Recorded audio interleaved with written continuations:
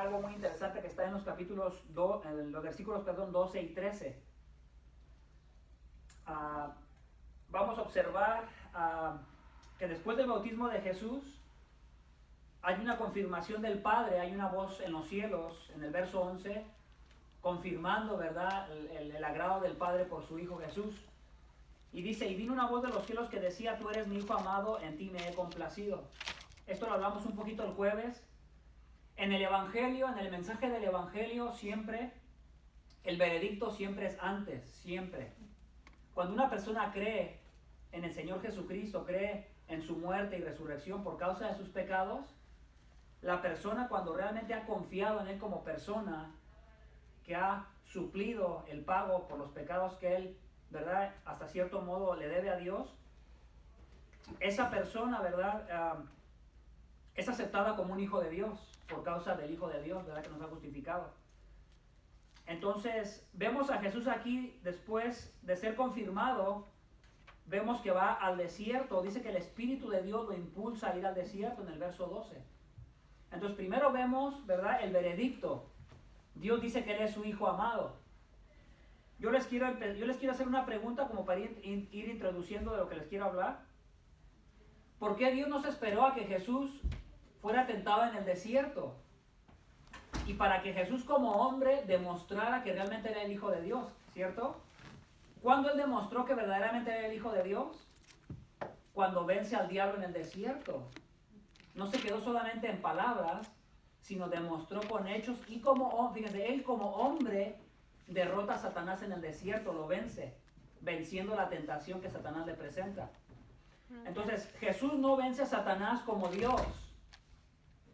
Muchos imaginan a Jesús como un superhombre, como Superman, que Él fue lo suficientemente poderoso para vencer al diablo. Bueno, como Él es Dios, obviamente que lo iba a vencer, sí, pero Él enfrentó a Satanás como hombre. O sea, como hombre, y es como hombre, ¿verdad?, que nos dio victoria a nosotros. Y yo me voy a detener un poquito en ese verso 12 porque si me acompañas, ¿alguien me ayuda a leerlo, por favor? El verso 12. Y quiero explicar algo del verso 12. Y luego el Espíritu le impele al desierto. Lo impulsó. Entonces, ¿qué es lo que hace el Espíritu de Dios en la vida de Jesús? Lo impulsa. Lo impulsa. La palabra impulsar, ¿verdad?, viene de palabras que nos expresan la idea de acción, ¿verdad?, de fuerza. Una buena manera de traducirlo es tomó control. Imagínate tú cuando tomas el control del vehículo y tomas el volante. ¿Quién está en control del vehículo? Tú, ¿verdad? Entonces, pudiésemos explicar que el Espíritu Santo toma control de Jesús. Y la primera cosa que hace el Espíritu de Dios en la vida de Jesús, toma control de Él y lo lleva al desierto. Entonces comenzamos a ver la realidad del Espíritu Santo en la vida de un creyente. Que cuando tú crees en el Señor Jesucristo, la realidad es que el Espíritu Santo está obrando en tu corazón. Que el Espíritu Santo viene a morar dentro de tu ser. Entonces, si realmente el Espíritu Santo está en el creyente, debe de haber una evidencia de ese control. Mucha gente piensa que uno creyó y a medida que uno va progresando, creciendo, el Espíritu Santo, como si el Espíritu Santo tardara tiempo para entrar a la persona. Como si fuera un proceso de que Él va entrando y va creciendo, pero no hay tal cosa en la Biblia. Cuando una persona cree, el Espíritu Santo está ahí. Mora en el interior del creyente. Entonces, muchas veces no vemos al Espíritu Santo. Pareciera ser que el Espíritu Santo lo vemos más obvio cuando estamos en nuestros momentos de desierto. ¿No te ha pasado así? Pareciera ser más sencillo ver al Espíritu Santo como cuando alguien te ofende y entonces tu humanidad, tu carnalidad quiere contestar la ofensa. Entonces tú comienzas a experimentar una lucha, como si lo externo quisiera todavía desquitarse, pero internamente hay algo que como que te detiene. Algo que te dice, lo pudiésemos decir en palabras humanas, no lo hagas. Cuando hace falta mucha palabra de Dios, hay algo interno que uno a veces no sabe cómo explicarlo, pero comienza algo dentro de ti a batallar en contra de tus propios deseos carnales. Buenos días. Buenos días.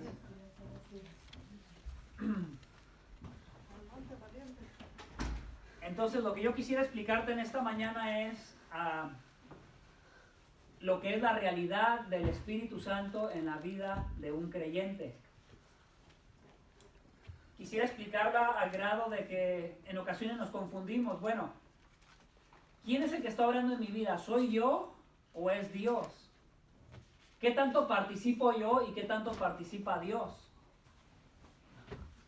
Porque entendemos, yo sé que sabes esto, si no lees la Escritura y si no oras, como que no vas a percibir la realidad del Espíritu Santo en tu vida. Porque ¿de dónde va a agarrar el Espíritu Santo para hacerte crecer?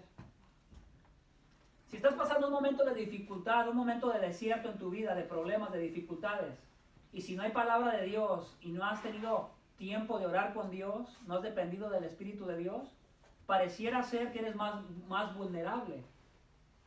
¿Sí creen así de repente? ¿Sí les pasa? Regularmente cuando una persona recién creyó en el Señor, aunque no sepa mucho de la Biblia, por lo menos hay algo genuino en su corazón, que ha creído. Ha creído en el Señor Jesucristo, ha creído que Él realmente murió en la cruz. Ha creído realmente que la ha perdonado, que lo ha perdonado. Es más, experimenta perdón de pecados. Y una vez no supiera cómo explicarlo. Yo recuerdo que yo me convertí, me daba todavía pena, vergüenza, no sabía cómo explicarlo. Yo estaba en la universidad. Pero yo sabía dentro de mí, algo me daba convicción de que ya no era la misma persona. Y fue algo instantáneo. Todavía fumaba, todavía hacía cosas que estaba acostumbrado a hacer. Pero cada vez que lo volvía a hacer, me cuestionaba qué es lo que estoy haciendo. No sabía cómo explicarle a mis compañeros en la universidad que ya creía en Jesucristo y que creía en su resurrección. No tenía las palabras, me daba pena. Pero internamente ya no quería seguir haciendo lo que comúnmente hacía con ellos. Entonces por lo menos ellos me decían, pues, ¿qué te pasó? Pues ya estás muy raro. Estás muy raro. Entonces la mayoría del tiempo me quedaba callado, no sabía cómo explicar. Entonces tenemos que notar que la realidad del Espíritu Santo es algo dentro de la vida del creyente que es real, es genuino. Uno no puede manipular eso. ¿A qué me refiero? Vamos a comenzar a venir a la iglesia, a venir a la iglesia, a venir a la iglesia. Y cuando una persona no está experimentando el poder del Espíritu Santo en su interior, regularmente se está convirtiendo en una persona que solamente actúa porque está tratando de recibir algo a cambio de Dios. Religioso, ¿verdad? Se va a poder observar en la vida de la persona. Entonces esto te ayuda a que te examines, a que nos examinemos, que yo me examine. Porque llegamos a ver muchas personas que vienen por tiempo a la iglesia, que vienen por tiempo, que vienen por tiempo. Y la persona regularmente dice, me gusta la iglesia, está todo muy bonito, los cantos. Y expresa que le gusta, que se le hace bonito, pero si cuando esta persona comienza a enfrentar problemas, dificultades, desiertos en su vida, rápidamente se aleja, está dando testimonio de que no hay realidad del Espíritu Santo en su vida. Una cosa es tener vergüenza y experimentar emociones humanas como pecadores, que todos lo hacemos, a veces nos apenamos al compartir el Evangelio, a veces nos quedamos callados. Hay veces actuamos de diferentes maneras por temor, por nuestro temor. Pero la realidad del Espíritu Santo siempre nos va a ayudar a darnos convicción en lo que realmente hemos creído. Y particularmente, ¿qué va a hacer? Si realmente hemos creído en que Jesucristo, que es Dios mismo, totalmente Dios y totalmente humano, no lo voy a explicar ahorita, es toda una historia muy larga, irnos a la historia, pero Jesús, bíblicamente a lo largo de la historia siempre se ha enseñado a Jesús como una sola persona, pero con dos naturalezas. Y esa es la manera correcta bíblicamente. Él tiene una naturaleza humana, o sea, Él es completamente humano, y Él tiene una naturaleza divina, Él es completamente divino. Que yo te explique cómo es eso posible, no te lo podría explicar. Sería como explicarte, como que explicáramos cómo es posible que la Virgen María, siendo pecadora, Dios la usó y de ella engendró al Salvador del mundo encarnado, Dios mismo hecho carne, sin tomar nada de ella para que Jesús no saliera como pecador. En el momento que Dios tomara de su genética de ella pecaminosa, que tomara de su genética y la transmitiera la sangre de Jesús, él hubiese nacido como pecador. Pero la idea es que él no toma absolutamente nada de José porque no hubo actividad sexual entre María y José.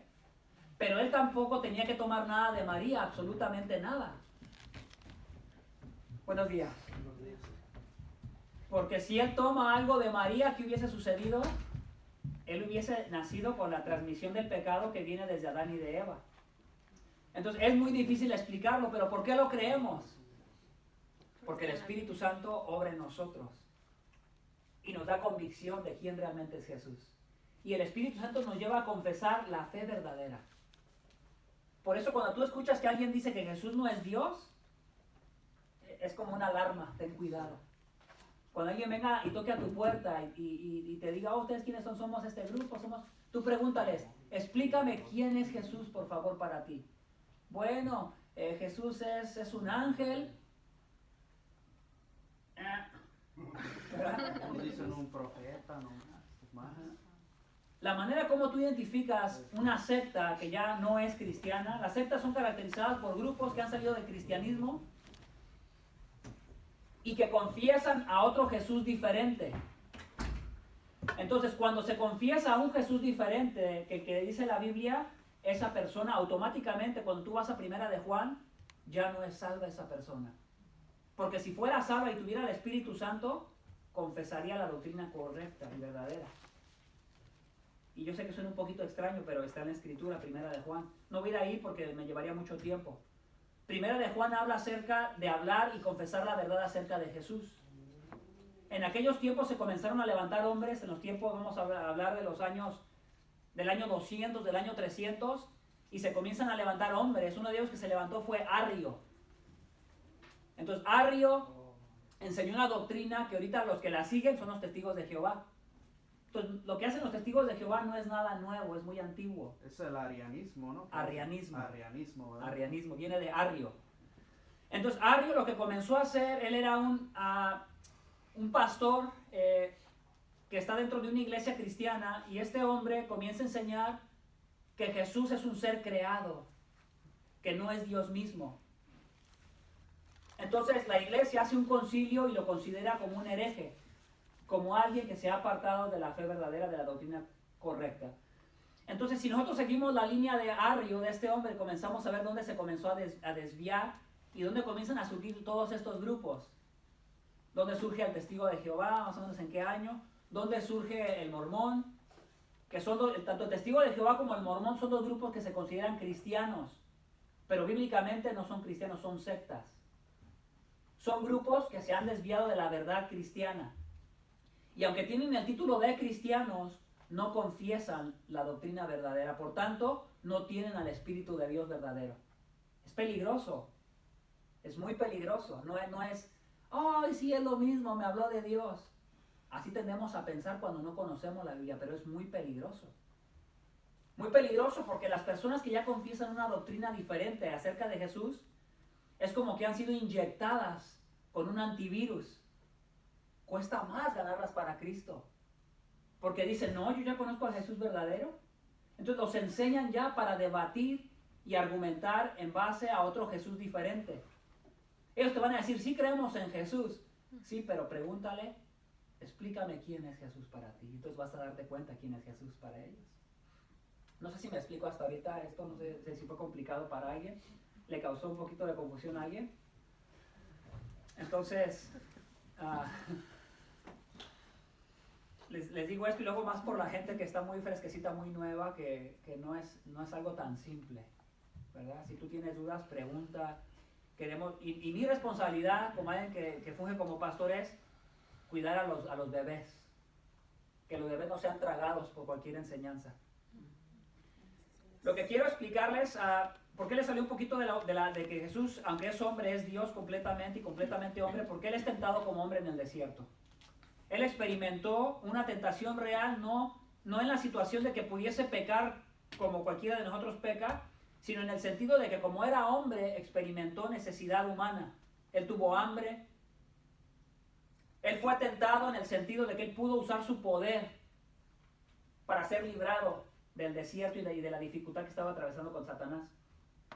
Lo vemos en la Biblia como cuando, por ejemplo, va a ir a la cruz y él le dice a los discípulos, ¿que no saben que yo puedo llamar una legión de ángeles? Y puede venir para destruirlos a todos y librarme de esta situación. Lo vemos como cuando él está orando en el desierto y le dice, Padre, si puedo ser librado de la crucifixión, de este tiempo, de esta copa, de este tiempo de sufrimiento, líbrame. ¿Ustedes creen que no iba a sentir el dolor en su cuerpo? ¿Ustedes creen que no sintió, no sufrió cuando está siendo crucificado? ¿Ustedes creen que como era un Dios poderoso, y como Él es Dios y es todopoderoso, no sintió el dolor de los clavos en sus manos? No, sí lo sintió. Porque todo lo está sintiendo como hombre. ¿Verdad? Él toma nuestros zapatos y experimenta todo eso como hombre. Entonces, lo maravilloso de la Biblia es que dice que el Espíritu lo impulsó al desierto. Entonces, en nuestros momentos de desierto, el Espíritu Santo es el que te ayuda, no estás solo como creyente. Y quiero explicarte un poquito lo que es la llenura del Espíritu. ¿Se acuerdan que hemos estado viendo un poquito de Marcos, pero lo he llevado a Hechos? Para que entendamos cómo fue dada la promesa del Espíritu, pero no se cumplió inmediatamente. Y que el libro de los Hechos es como una transición, ¿lo recuerdan? Los evangelios y hechos es una transición de lo que Dios está haciendo entre los judíos para pasar a los gentiles, para que el evangelio corra a todo el mundo. Es una transición que ya no la vemos ahorita, Dios no está haciendo esa transición a cada rato. Lo hizo una sola vez. Entonces, en el evangelio de Marcos, Juan el Bautista le da una promesa a los discípulos y les dice, yo os bauticé con agua, pero el que viene después de mí os bautizará con el Espíritu Santo. Entonces, ¿no vemos el bautizo del Espíritu Santo hasta cuándo? Hasta el capítulo 1 del libro de los Hechos. ¿Sí lo recuerdan? ¿Sí o no? Sí. ¿Okay? No quiero estar inventando cosas. Por eso la Biblia hay que leerla como una historia pegada junta, no hay que separar las cosas. Entonces, en los evangelios vemos la promesa del Espíritu. ¿Por qué Jesús no les dio el Espíritu luego en ese momento con una llenura, como se ve en los libros de los Hechos? Bueno, porque Jesús está ahí. Pudiésemos decirlo de una manera que no puede estar Jesús y el Espíritu Santo a la misma vez. Porque Jesús está ahí sosteniéndolos, Jesús está con ellos. El Consolador, que es Jesús, está con ellos. Él los consolaba, Él los sostenía, Él obraba en ellos, Él oraba por ellos. ¿Recuerdan la oración de Juan capítulo 17? Jesús ora por sus discípulos. ¿Y qué ora por ellos? Particularmente Él dice, Padre, no oro por el mundo. ¿Por quién Él ora? Por los suyos. Señor, te pido por los que me has dado. Por el único que no hace mucho énfasis en pedir por Él es por Judas. Y después eso lo veremos después, pero Él pide por los que el Padre le ha dado. Tú miras en Juan capítulo 10 que los que el Padre le ha dado están en su mano. Arrebátale algo de la mano de Dios. Arrebátale tú algo a Dios. Trata de arrebatarle algo. Y habla de que estamos seguros en la mano de Dios. Y habla de sus ovejas. Mis ovejas oyen mi voz y me siguen. Y luego les da unas palabras muy duras a los fariseos. ¿Saben ustedes por qué no me siguen? Porque no son de mis ovejas. Duras palabras. Que nos dijera el Señor, ¿verdad? ¿Por qué tú no me sigues? Porque no eres mi oveja. Tampoco vamos a explicar eso ahora, pero estoy tratando de juntarlo todo para que vean que Jesús está con ellos. Jesús oraba por ellos. Después de los hechos, en las cartas, ¿a quién vemos orando? Vemos a Jesús a la diestra del Padre, pegadito al Padre. ¿Puedes venir, Iván? Vemos en todas las cartas, ya no hablando ni en los evangelios ni en hechos, vemos a Jesús a la diestra del Padre porque ya resucitó y está a la diestra del Padre. Podemos figuradamente ver, ¿ven, Eugenio? Al Espíritu Santo del otro lado. Es solamente una figura, es algo figurado. Entonces, arriba en el cielo como una figura para que nosotros entendamos el humano, Jesús está a la diestra del Padre y Él funciona como un abogado. Cuando sus hijos, los creyentes que tienen el Espíritu de Dios en la tierra, están allá batallando, Jesús comienza a pedirle al Padre por ellos, Señor, fortalécelos. Y Él le pide constantemente por los suyos. Y no solamente le pide, sino que el Espíritu Santo dentro del creyente está también orando, lo dice Romanos 8. El Espíritu Santo, como está metido, que representaría a Eugenio, está metido en cada creyente, A veces el creyente no sabe cómo orar y el Espíritu Santo le ayuda a cómo orar y qué cosas pedir, cosas que realmente convienen pedir. Qué maravilloso saber eso, poco no, que no estamos solos, que debe de haber una evidencia de que el Espíritu Santo está en ti y que te está impulsando cada semana a que madures y a que crezcas. Gracias. Entonces, vayamos a Romanos capítulo 8 para que hablemos acerca de la realidad del Espíritu Santo y cómo el Espíritu Santo nos impulsa en los momentos de desierto de nuestra vida. Romanos capítulo 8. Si ustedes quieren encontrar en la Biblia un capítulo más completo, no lo van a encontrar que Romanos 8, que habla de la realidad del Espíritu en la vida de un creyente. Lo que les voy a ayudar, mientras estamos tomando estas clases, les voy a ayudar a que entiendan a sistematizar la Biblia. Sistematizar la Biblia es donde puedo encontrar los capítulos con más información acerca de un tema en particular. Aunque la Biblia habla a todo lo largo de la Biblia acerca del Espíritu Santo, en el capítulo 8 de Romanos encontramos un capítulo completo de más o menos unos 30 versículos acerca de lo que es la realidad del Espíritu Santo viviendo dentro de un creyente. ¿Ya están ahí? No lo vamos a leer todo porque son 39 versículos, son muchos, pero quiero que sigan su vista en varios versículos de Romanos capítulo 8, ¿ok? Por ejemplo, vayan al versículo 5. Alguien léalo, por favor. Dice, porque los que son de la carne piensan en las cosas de la carne, pero los que son del Espíritu en las cosas del Espíritu. Entonces habla de dos tipos de personas. ¿Quiénes son? Los de la carne y los del Espíritu. Exactamente.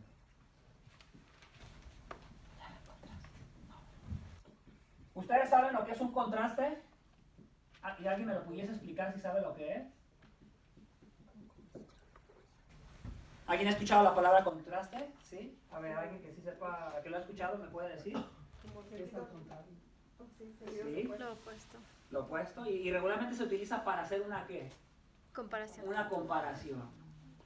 Lo que está haciendo en Romanos capítulo 8 es, no está hablando de un creyente que anda carnal a veces y que de repente anda espiritual. No te está hablando de la misma persona, está haciendo un contraste entre dos tipos de personas. Y cuando tú entiendes eso dices, oh, ya estoy leyendo mejor el capítulo en su contexto, en lo que me está hablando. Entonces, la pregunta para todos ustedes y para mí sería, ¿qué dice ese capítulo acerca de quiénes son los que andan conforme a la carne y quiénes son los que andan conforme al espíritu? ¿Alguien podría decirme?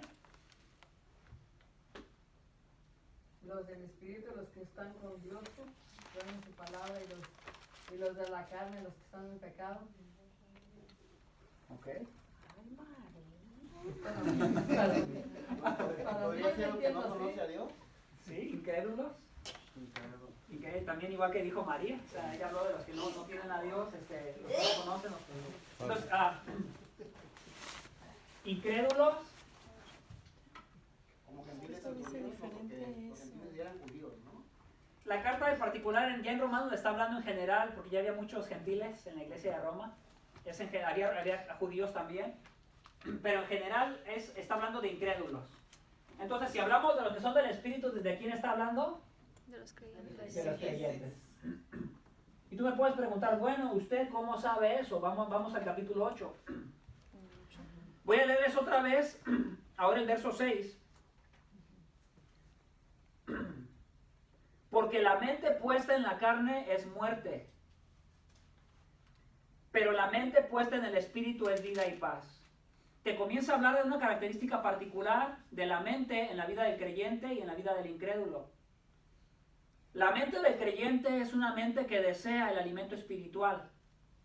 La mente del incrédulo es una mente que está puesta en las cosas de la carne, pero puesta. ¿Sabes lo que es poner algo en un lugar? Está posicionado en eso.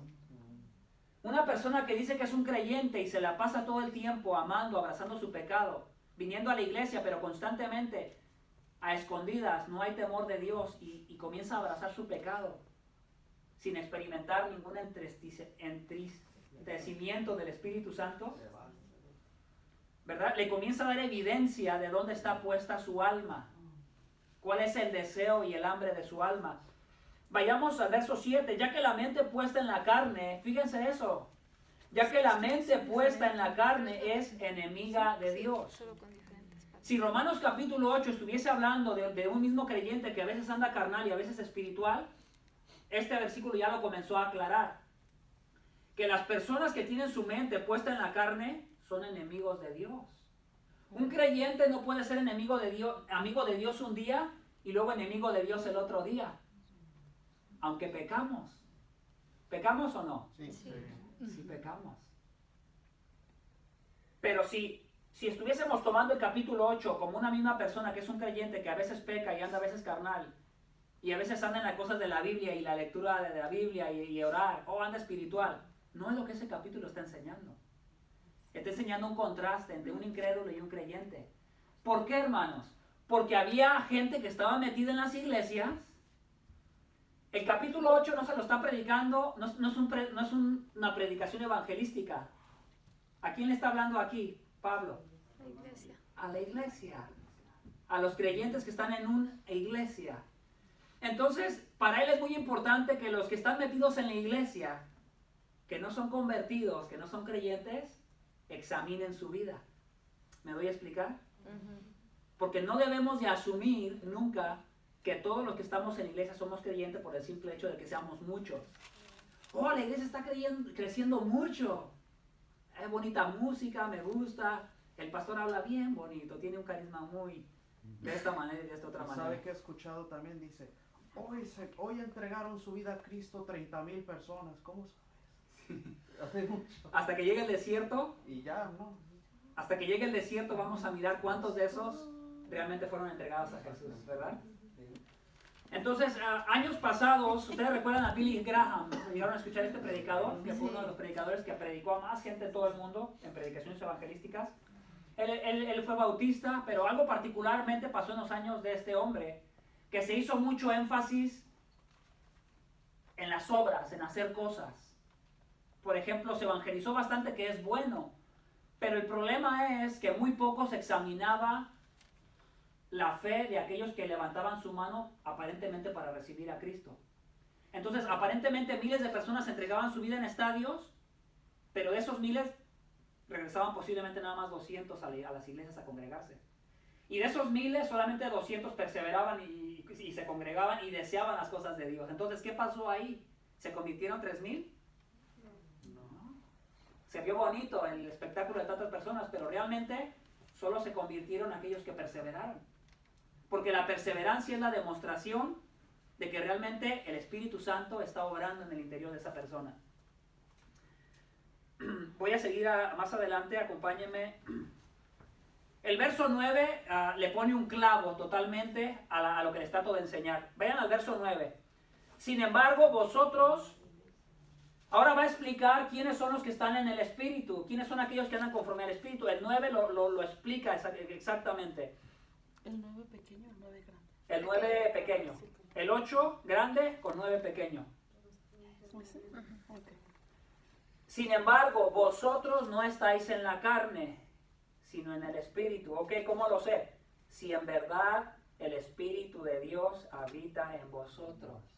Si todavía no me quedó claro, escucha lo que dice.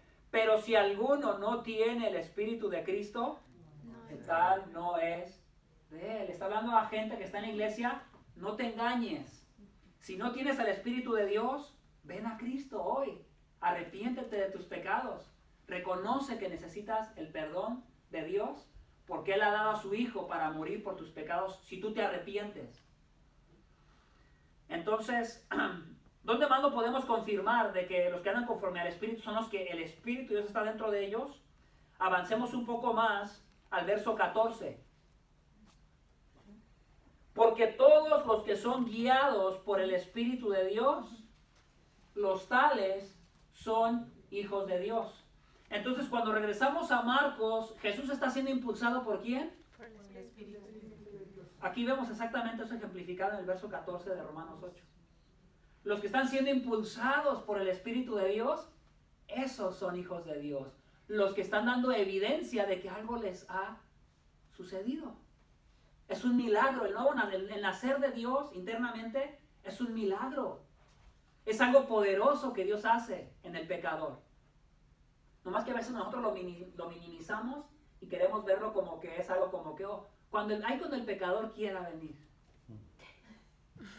Cuando el pecador, ahorita sabes que ahorita no tengo tantos problemas, cuando ya tenga problemas a lo mejor voy a necesitar a Dios. Entonces, hay veces lo queremos ver como si el que las personas recibieran a Cristo fuera solamente un estímulo que lo vamos a tratar de motivar en nuestras fuerzas nosotros para convencerlo de que necesita el Espíritu de Dios.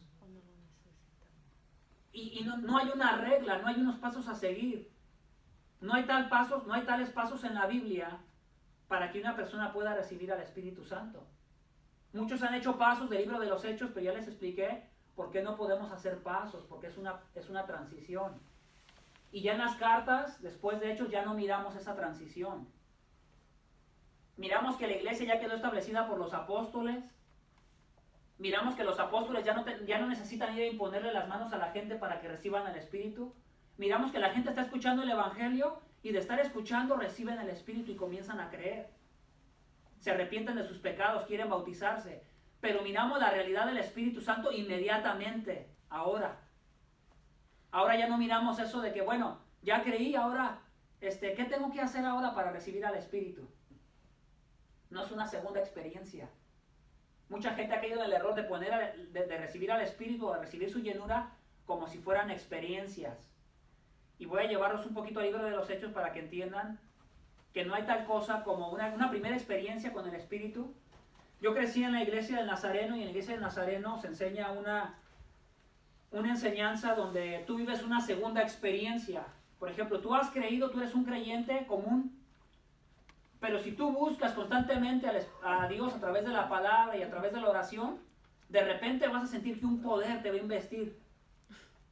Y vas a comenzar regularmente, va a haber una manifestación, dicen ellos, de lenguas, no necesariamente porque no todos hablaron lenguas, pero que vas a comenzar a hablar otros idiomas.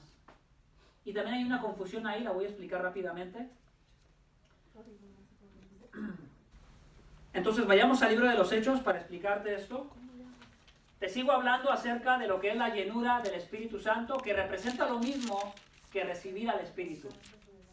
Toda persona que ha recibido al Espíritu ha sido llena, ha sido investida con el poder del Espíritu. Solamente que por falta de la palabra, por no conocer la Escritura, se siente la persona débil. Como que si cuando enfrentara el desierto no va a saber qué hacer, no va a saber cómo batallar o pelear su dificultad. Hechos 1:15.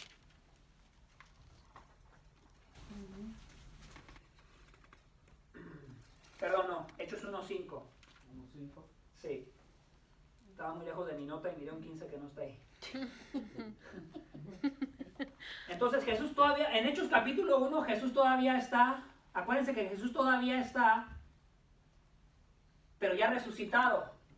Jesús ya resucitó, estuvo 40 días con los discípulos y les comenzó a enseñar acerca del reino de Dios. Otra vez les comenzó a enseñar, porque parecía que Pedro y ellos se habían desanimado. En Juan, en el último capítulo de Juan, después de todo lo que Jesús había hecho con ellos, Pedro reacciona y dice, yo me voy a ir a pescar. Y como que se olvidó de la misión. Y otros dos discípulos dicen, nosotros también vamos contigo. Y Jesús se les tiene que volver a aparecer otra vez resucitado. Y les hace una comidita ahí en la playa. ¿Recuerdan esa parte? Como diciendo, ay, cabezones, ¿cuándo van a entender? ¿Qué tengo que hacer para que entiendan? Bueno, déjenme explicarles algo. No habían recibido la llenura del Espíritu. La realidad del Espíritu, como Él había prometido, todavía no estaba en ellos. Por eso los miras como muy... No solamente que no tuvieran el conocimiento bíblico suficiente, pero los miras muy débiles. Abandonaron la obra muy rápido. Después de 3 años de ministerio, de estar con Él, de ver lo que hacía, hermanos. Ellos miraron los milagros en su cara. Ellos fueron testigos. No ha habido otros como los apóstoles que hayan visto todo lo que Él hizo con ellos. Aún en privado les explicaba todas las parábolas. Y aún así, no agarran la... O sea, como que sí la agarraban la mitad, pero como que no la agarraban toda completa. Porque les hacía falta la realidad del Espíritu. Como se había prometido desde el Antiguo Testamento en Joel. Como Jesús se los estuvo prometiendo desde los Evangelios. Y entonces en Hechos ya vemos la realidad. Dice en el 5, pues Juan bautizó con agua, Jesús mismo les vuelve a recordar lo que Juan el Bautista le dice al comienzo de los evangelios. Pero vosotros seréis bautizados con el Espíritu Santo dentro, ahora, no les dijo dentro de 3 años, ¿qué les dijo? Dentro de no muchos días. En unos poquitos días. En poquitos días. ¿Por qué les dice el Señor eso? ¿Por qué se imaginan que les dice dentro de pocos días? A ver, ayúdenme, alumnos. Jesús todavía está ahí. ¿Qué tiene que pasar para que el Espíritu venga? Que Él se vaya. Jesús se tiene que ir. ¿Sí entiende? Jesús se tiene que ir. Entonces Jesús les dijo, no se pongan tristes en una parte de los evangelios. Me tengo que ir. Porque si no me voy, el Espíritu Santo no va a venir. Entonces Jesús les recuerda la promesa otra vez. Les dice, ahora sí, quédense aquí en Jerusalén, no se vayan hasta que reciban al Espíritu de Dios. El ser bautizados con el Espíritu Santo es lo mismo que recibir al Espíritu Santo de Dios. El ser bautizados con el Espíritu no es una segunda experiencia de poder en tu vida. Ahorita te voy a explicar cómo sí el tú constantemente estarte llenando de la Escritura, mantenerte en oración, mantenerte en la Escritura, mantenerte en devoción con Dios, mantenerte en alabanza a Dios, en cantarle a Dios, mantenerte en comunión con los hermanos. Pareciera que algo te comienza a suceder. Pareciera ser que la realidad del Espíritu en tu vida es más evidente que cuando recién comenzaste. Debiera de ser así. Que la evidencia del Espíritu sea más obvia en tu vida. No sé si me voy a explicar. Eso es lo que sí podemos explicar. Pero no hay tal cosa como, ahorita me vino con poder y se me acabó el poder. Necesito otra investidura de poder. No hay tal cosa en la Biblia. Ahora, mucho más la línea de las iglesias pentecostales creen eso. Y la iglesia pentecostal surge más o menos en este país. Nosotros recibimos el evangelio de los países de gente evangélica como de Inglaterra, en su mayoría, de aquellos países. Entonces, ellos, vamos a la Reforma y la gente de aquellos tiempos les gustaba, cuando hablaban del Espíritu Santo, a ellos les gustaba ser guiados por lo intelectual. Ok, yo quiero ver la realidad del Espíritu Santo en mi vida guiándome con la palabra. Entonces a ellos les importaba mucho aprender la palabra porque ellos sabían que si su mente era cambiada, iban a comenzar a obedecer más cosas de la palabra. Entonces el Evangelio nos llega a este país y comienza a surgir un movimiento de mucho emocionalismo, que después comienza a tomar el nombre de pentecostalismo, y hay muchas líneas de pentecostalismo. Pero dentro del pentecostalismo se comenzó a mover mucha ignorancia de la Biblia y mucho emocionalismo. Entonces surge algo como, la gente está comenzando a hablar cosas raras en su boca. Está hablando, idiomas angelicales, cosas que si vamos a la Biblia no son reales, pero se nos ha enseñado como que si fuera real.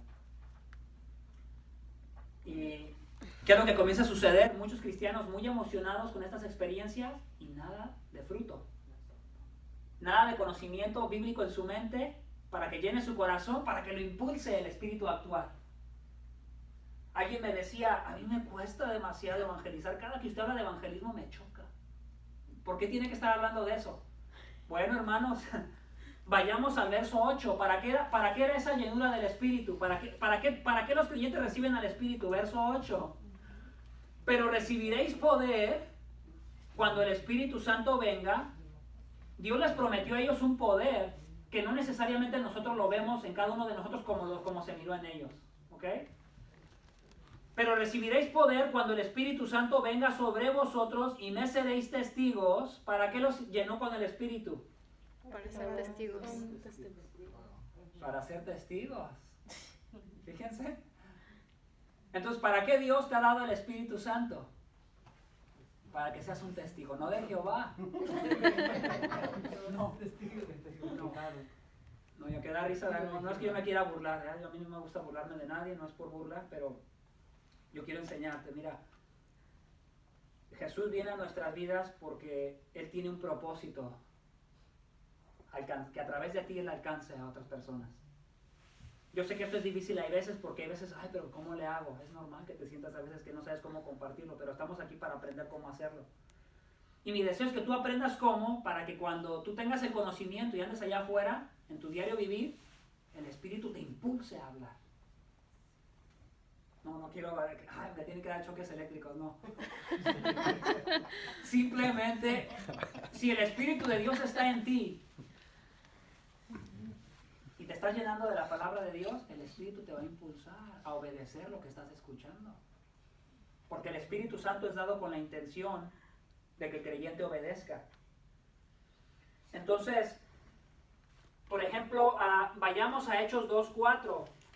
En Hechos 2:4 ya se cumple la investidura de poder. El Espíritu Santo es dado a los apóstoles, pero no solamente a los apóstoles. Había un grupo más o menos de unas 120 personas en el aposento alto.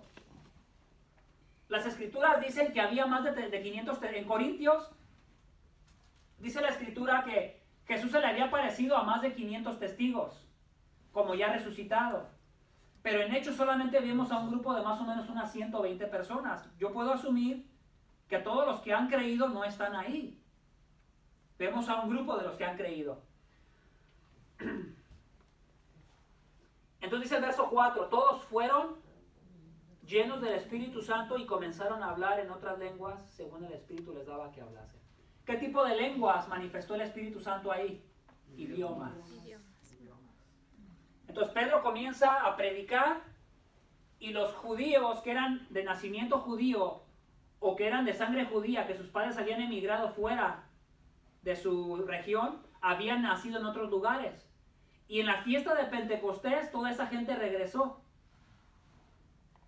Eran judíos, como yo soy mexicano, mi tierra donde me identifico es México, si lo puedo decir así, pero soy nacido aquí, entonces como de repente de dónde soy más, ya no sé ni de dónde soy más, y de aquí o de allá.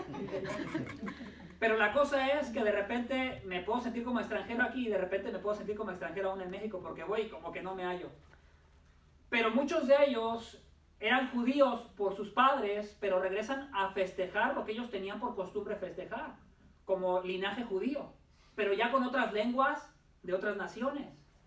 Entonces cuando Pedro está hablando, ellos comienzan a escuchar no solamente a Pedro, varios de ellos están hablando en otros idiomas y cada uno, yo me imagino así, no lo puedo asegurar, pero yo me imagino así. Si eran 120, vemos que se convierte en 3,000 personas en el capítulo 2 de Hechos. Yo me puedo imaginar que cada uno de los que habían sido llenados con el Espíritu comenzó a hablar en un idioma que parte de ese grupo entendía. Otro apóstol comenzó a hablar otro idioma que otro grupo entendía. Entonces todos pudiesen hablar todos los idiomas que la gente estaba ahí, que necesitaba escuchar, para que cada uno escuchara el mensaje de Dios en su propio idioma. Eso es una obra de poder. Eso no es comenzar a balbucear. Eso es hablar un idioma que tú no conoces. ¿Ves la diferencia? Eso es algo de poder de parte de Dios. Entonces cuando Dios prometió esto, lo promete desde Isaías 28, 11 al 12. Ve a Isaías 28. El apóstol aquí, Pedro, cita Isaías, más adelantito cita Isaías 28, 11 al 12.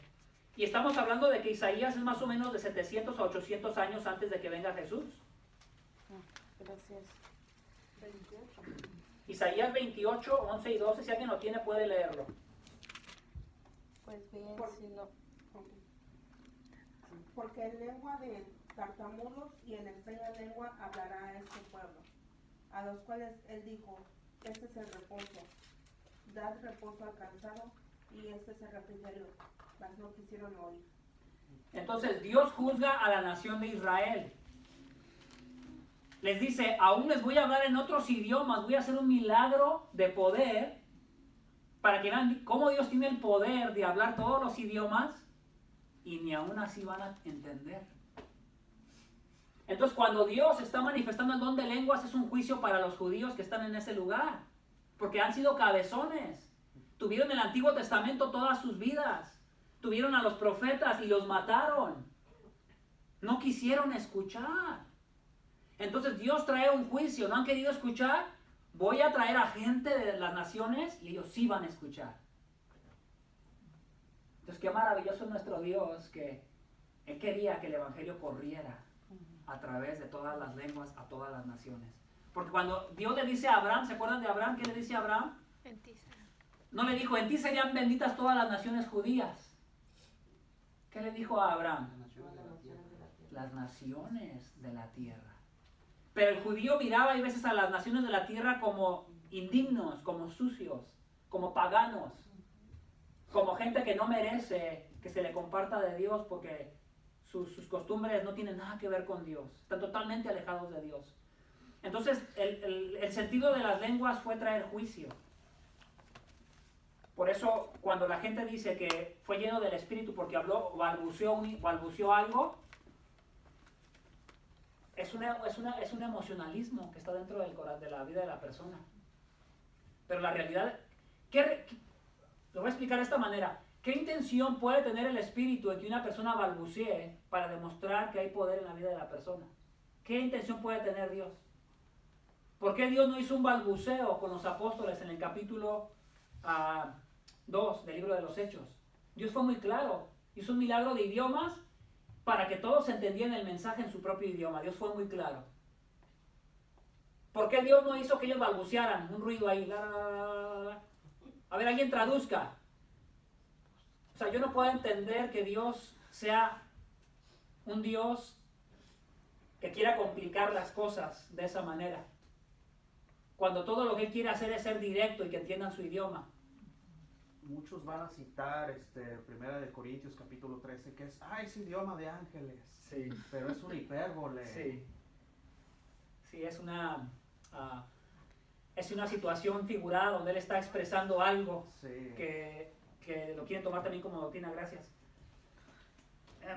Ya el tiempo se nos está acercando, no voy a llegar tan lejos, pero voy a tratar de avanzar unos versos más. Perdón. Ok, vamos a Hechos 4:31. 4:31. ¿Se recuerdan que en el libro de los Hechos capítulo 2 ya fueron llenos del Espíritu los 120, los que están ahí? Dijo 4:31. 4:31. Si alguien lo puede leer de favor.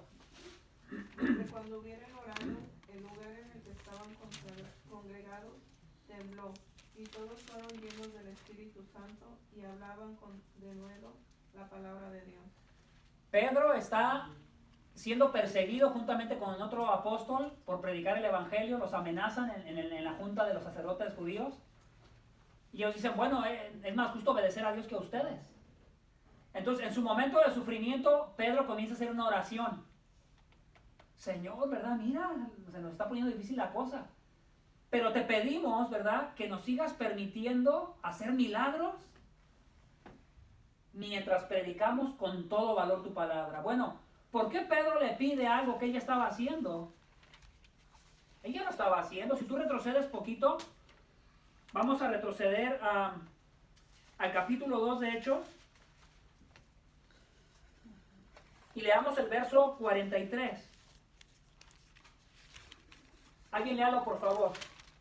Sobrevino temor a toda persona, y muchas maravillas y señales eran hechas por los apóstoles. Particularmente las señales y los milagros eran hechos ¿por quién? ¿Están seguros?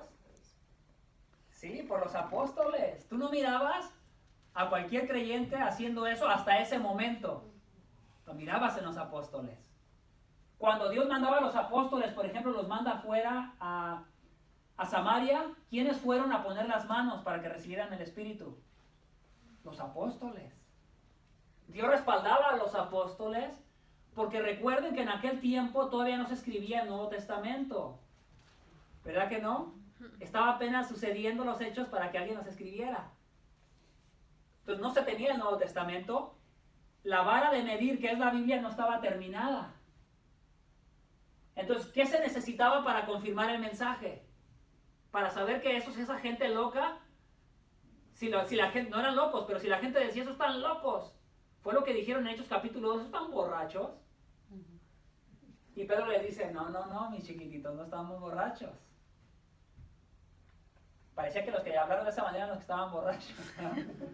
Pero te estoy llevando a través de que veas que veas un panorama más amplio para que no caigas en el error de agarrar una doctrina de un versículo. Entonces, cuando los apóstoles son llenos del Espíritu, en capítulo 2 son 120, en el capítulo 4, ¿qué había sucedido? en esta experiencia parece ser una segunda llenura. Y muchos se agarran del capítulo 4 para decir, mira, aquí hay una segunda llenura del Espíritu otra vez, porque en Hechos 2 ya había sucedido una. Pero yo le digo, ok, pero aterriza. En Hechos capítulo 2 había 120. En Hechos capítulo 4 había más de 8,000 personas ya creyentes. ¿Notas eso? No entendí. En Hechos capítulo 2, los que estaban en el aposento alto estaban orando, recibieron el Espíritu de Dios. Para Hechos capítulo 4, cuando vuelve a llenar otra vez por segunda vez Dios con el Espíritu Santo, ya había más de 8,000 personas convertidas. Porque Pedro predicó una vez, se convirtieron 3,000. Volvió a predicar cerca del templo y se convierte en 5,000. Ya había un grupo de 8,000 personas creyentes que no se regresaron a sus tierras, se quedaron ahí. Es que imagínate, bebés espirituales, ¿qué haces con 8,000 bebés espirituales si realmente todos se convirtieron? ¿Qué haces con esos 8,000 bebés espirituales? ¿Qué necesitan? Ser adoctrinados. Entonces, ¿qué hacía la gente rica? Los creyentes ricos, ¿qué hacían? Vendían sus cosas. Vendían sus propiedades, nadie se los impuso, las vendían porque esa gente necesitaba dónde quedarse. Necesitaban comida. Entonces no podemos agarrar el libro de los Hechos. Si tuviéramos que agarrar el libro de los Hechos y hacer eso una doctrina, vámonos todos a vivir a una sola casa. Ahora, hay grupos de cristianos.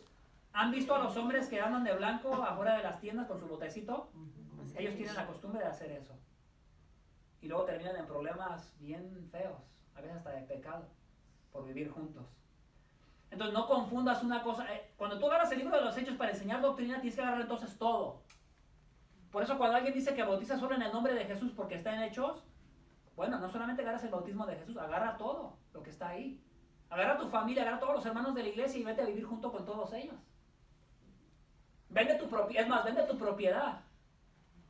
¿Verdad que no podemos hacer eso? No. Porque es algo histórico que está sucediendo conforme a la necesidad de lo que está pasando ahí.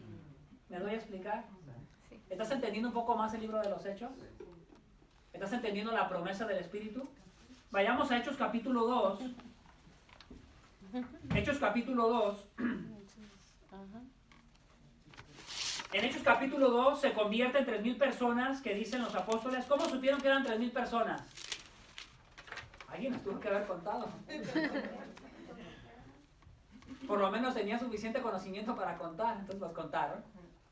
A ver, comenzaron a contar. A los que se quedaron ahí no se querían ir, los comenzaron a contar. 3,000. Entonces, al oír esto, los hombres que se convierten, fíjate lo que dijeron, al oír esto, compungidos de corazón, dijeron a Pedro y a los demás apóstoles, hermanos, ¿qué haremos? Y Pedro les dijo, arrepiéntase y sed bautizados cada uno de vosotros en el nombre de Jesucristo para perdón de vuestros pecados y recibiréis el don del Espíritu Santo. Note esto, no les dijo, vengan para acá, les vamos a dar el Espíritu Santo ahorita. Les da una promesa a ellos también. Hechos 2, 37 al 39.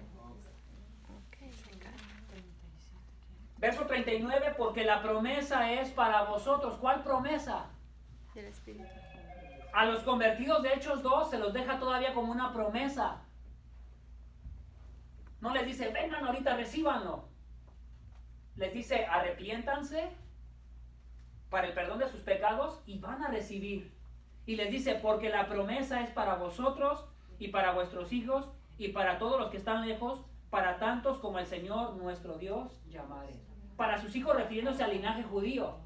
Para los que están lejos, para los gentiles, los que van a escuchar. Da la promesa del Espíritu Santo. Pero ese grupo grande ya de 3,000 personas, y luego en el capítulo 3 se aumenta el grupo con otros 5,000. Entonces el grupo crece a 8,000 personas más los 120 que están ahí. Por lo menos podemos decir que hay más de 8,100 personas. Entonces en Hechos 4:31, después que oraron, Pedro regresó con los discípulos, regresó porque lo habían soltado, lo soltó el Sanedrín porque lo estaban juzgando. Entonces regresa con sus hermanos y dice, después que oraron, el lugar donde estaban reunidos tembló y todos fueron llenos del Espíritu Santo y hablaron la palabra de Dios con valor. Los apóstoles no volvieron a ser llenos del Espíritu, ya estaban llenos. No volvieron a ser llenos los apóstoles. Había ahí miles de personas que sí necesitaban ser llenas con el Espíritu. ¿Me lo voy a explicar? Sí. Entonces, vayan a Hechos capítulo 6, verso 8. Llenos de gracia y de poder, hacía grandes prodigios y señales entre el pueblo. ¿Era Esteban apóstol? No. No. Y es más, algo particular tenía Esteban, ¿verdad? Que él era de sangre judía, pero él ya hablaba el idioma griego. Y ya comienzas a ver la transición hacia los gentiles.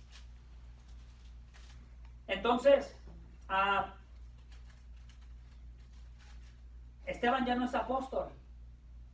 En los primeros capítulos de Hechos, tú miras a los apóstoles siendo usados con Dios para hacer milagros y prodigios. Pero en Hechos 6 miras a Esteban haciéndolo también, ya como un creyente que hacía un servicio en la iglesia, servía a las mesas. En Hechos capítulo 8 aparece Felipe.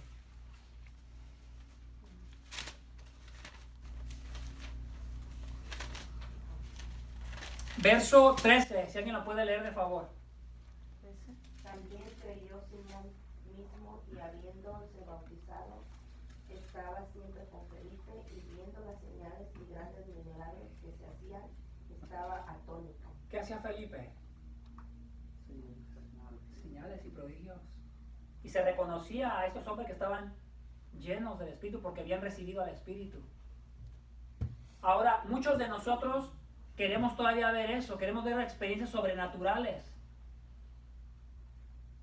¿No nos llegó a pasar así? Yo como que no tengo al Espíritu porque no siento poder. Hermanos, esto fue algo único. Dios sigue sanando a la gente hoy en día, pero ya no vemos ese milagro de poder para sanar a la gente como la tenían los apóstoles. No lo miramos. Benny Hinn y esos que salen en la tele lo proclaman que lo tienen, pero son avergonzados bien feo. Los noticieros queman bien feo el cristianismo por causa de esos hombres. Hasta llevan doctores ahí que el certificado, y al rato después de 3-4 días de meses les descubren, que no fue sano. Y entonces esos hombres dicen, es que como que no creyeron. Qué fácil, ¿no? No tuvieron fe, dice. No tuvieron suficiente. Qué fácil sacarse la responsabilidad. Bueno, si dices que tienes el don para sanar, vete a un hospital y comienza a tocar a la gente nada más. Comienza a tocarlos para que se sanen. Y no sanidades que al rato dejen de ser sanidades. Sanidades que se queden como sanidades y que se queden permanentes. Entonces seamos honestos, ya no miramos eso. Como se hizo con los apóstoles, como Esteban, como Felipe.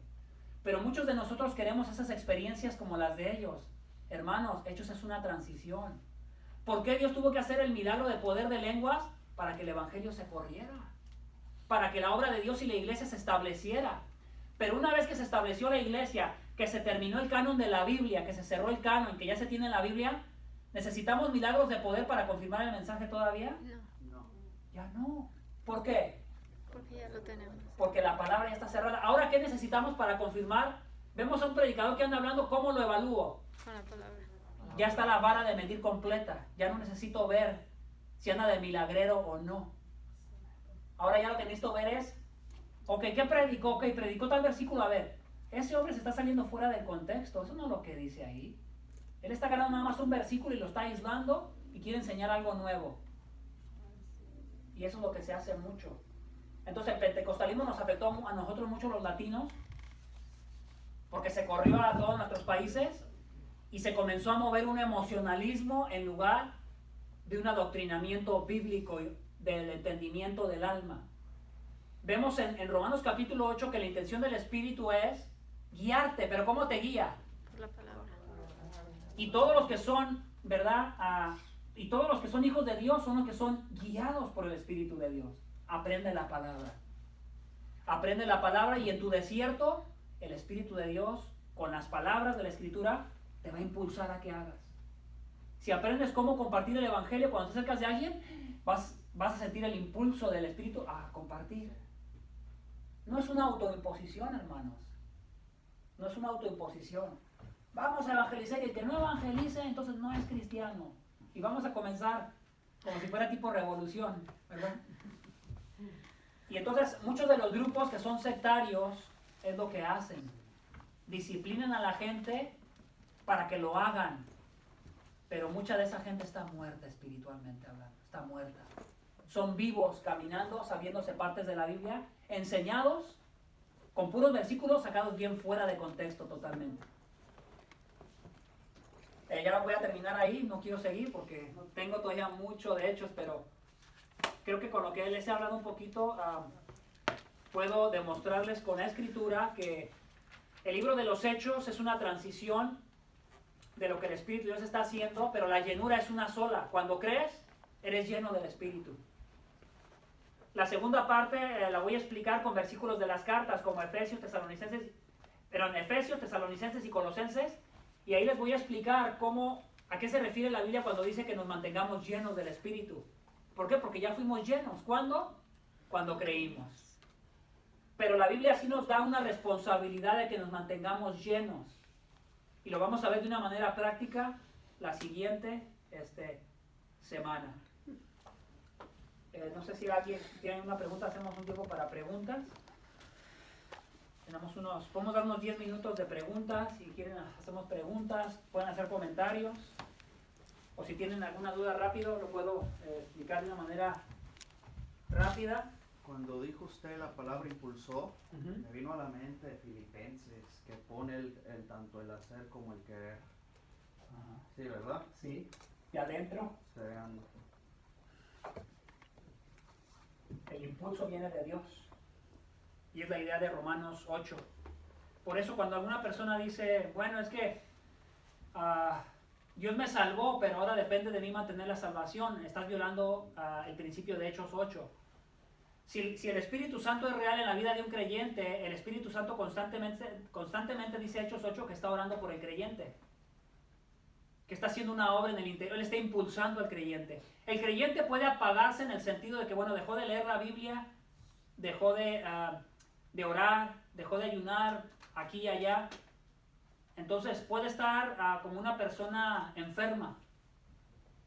Puede estar enfermo, pero cuando tú le vuelves a dar la medicina, como que reacciona. Y es bien diferente a un incrédulo. ¿Qué pasa con el incrédulo? El incrédulo no está enfermo. ¿Cómo está el incrédulo? Muerto. Está muerto. Corintios enseña que el hombre natural, el hombre muerto, no puede entender las cosas del Espíritu de Dios. No puede. Entonces yo sé si tú te has preguntado, entonces, ¿cómo espera Dios que crea si Dios me pide que le lleve el Evangelio, pero dice que es natural? Lo que yo le voy a hablar de la Biblia, dice la Biblia que no lo puede entender. Bueno, déjaselo a Dios. Él te está pidiendo que tú hagas la obra de compartir el Evangelio. El poder para convertir lo tiene Dios. Y ahí es donde a veces nos llegamos a confundir. Pensamos que solamente si experimentamos esta experiencia de poder sobrenatural, que entonces sí vamos a poder tener poder para testificar. Y no es la enseñanza de Hechos. La enseñanza de Hechos, la transición hacia las cartas es, tú ya tienes el Espíritu de Dios, tú ya fuiste bautizado con el Espíritu.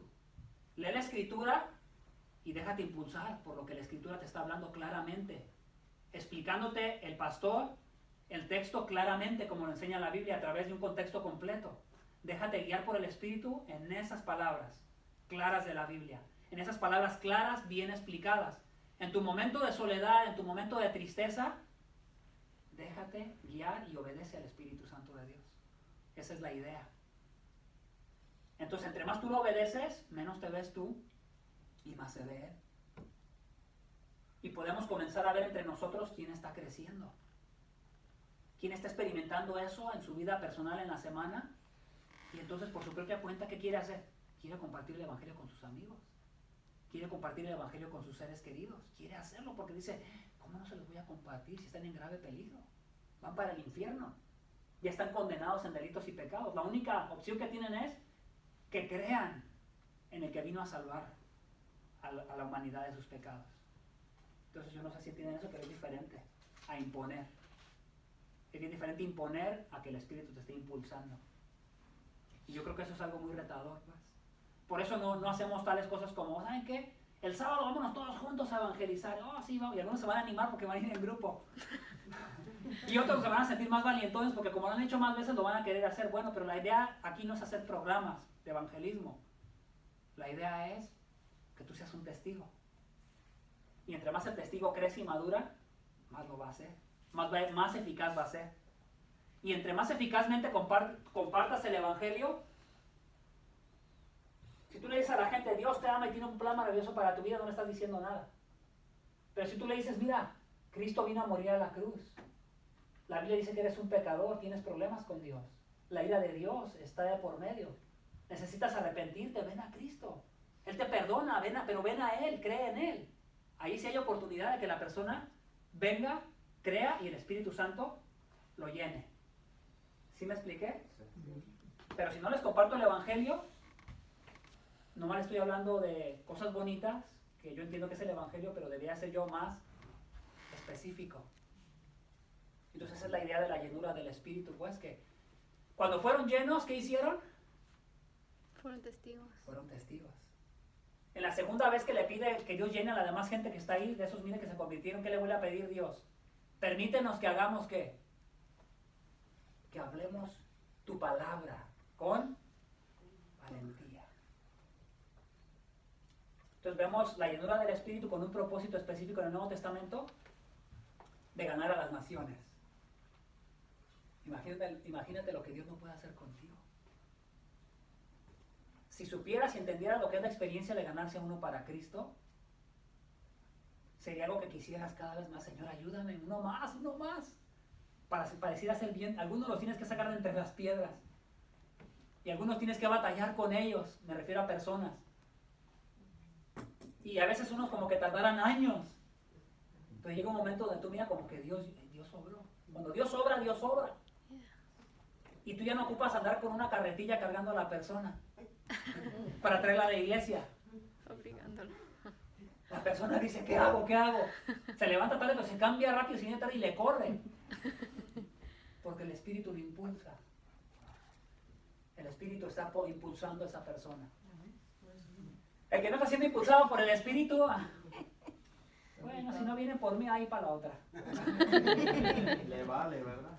Entonces, son ese tipo de cosas las que nos ayudan a ver la llenura del Espíritu. No tiene que ser estas cosas extraordinarias, ¿verdad? Sobrenaturales. Entonces, qué buena es la Biblia.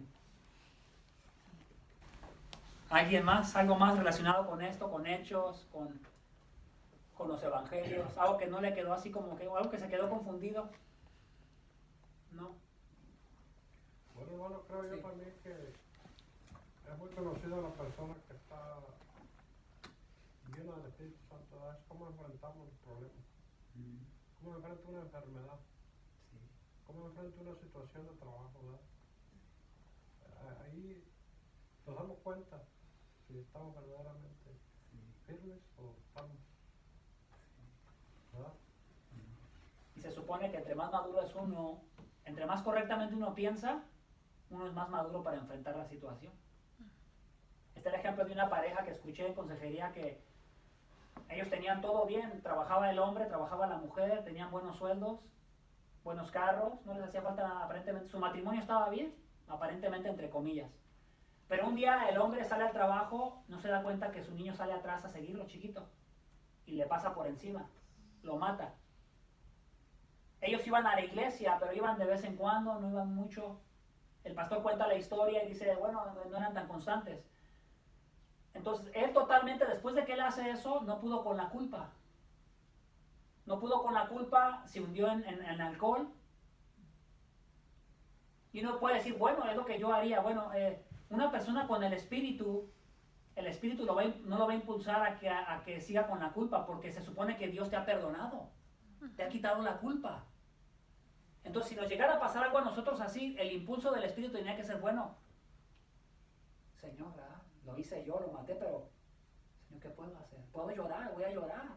Y si tengo que llorar 10 días, los lloro. Pero después de los 10 días, el Espíritu de Dios impulsa a seguir adelante. Pero la vida de este hombre empeoró, su esposa lo dejó por otro, porque como ella no le dedicaba tiempo a su esposa, la esposa en el trabajo conoció a otro que le daba atención y pues lo dejó.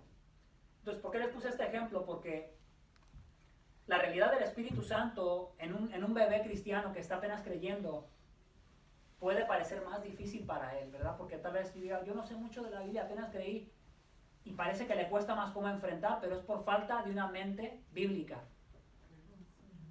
Pero se supone que el que ya caminó 20 años, Dios mío, debería tener una mente bíblica.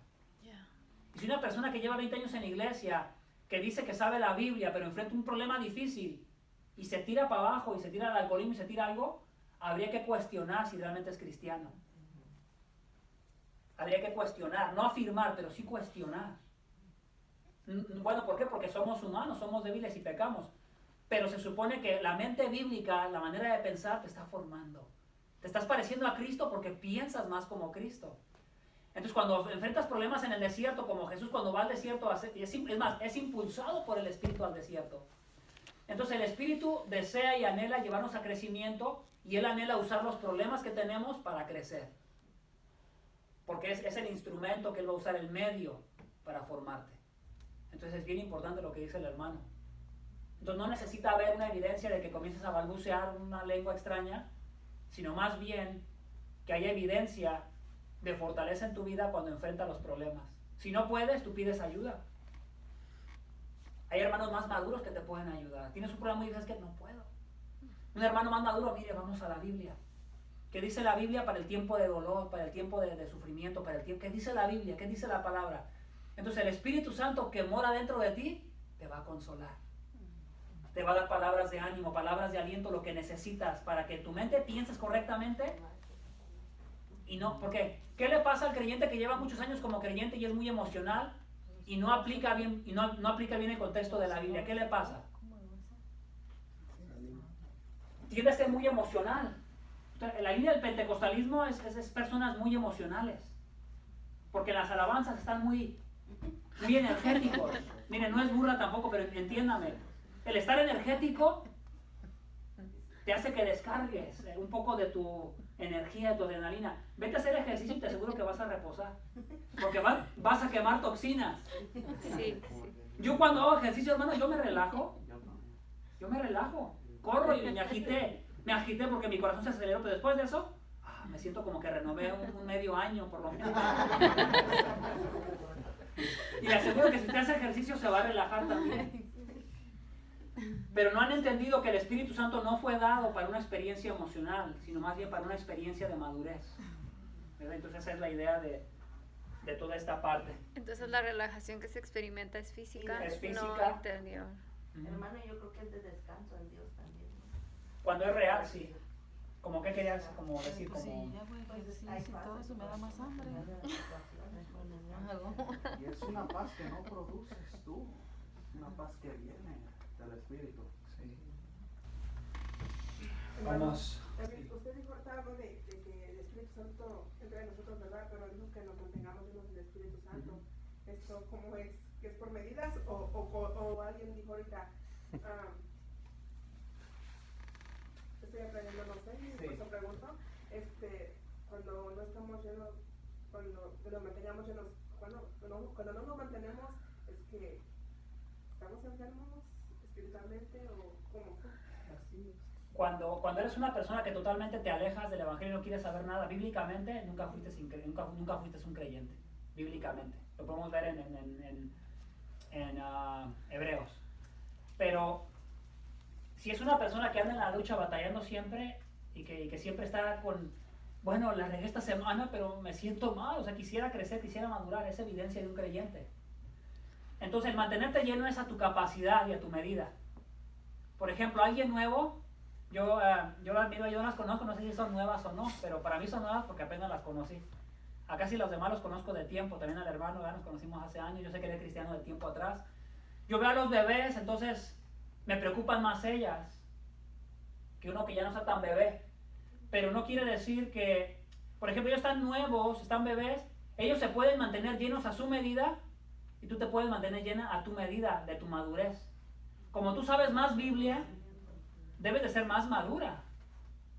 Debes de mantenerte a una capacidad conforme a lo que tú sabes.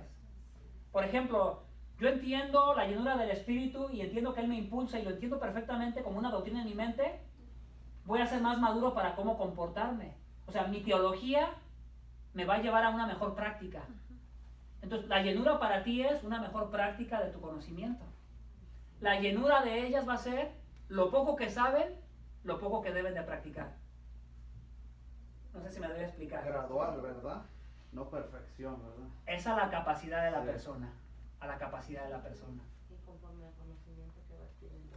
La persona más nueva, por ejemplo, se supone humanamente que va a pecar más fácil porque viene saliendo de unos hábitos pecaminosos que lo controlan. Pero cuando peca, el nuevo por lo menos debería sentir dolor por su pecado. Pero si no está sintiendo dolor, cuidado, porque ¿qué pasa? ¿Está el Espíritu en ti o no? ¿Verdad? No sé si me doy a explicar. Y la siguiente semana vamos a explicar con 3 versículos que hablan de la llenura y creo que va a quedar un poquito más claro. Entonces le voy a pedir a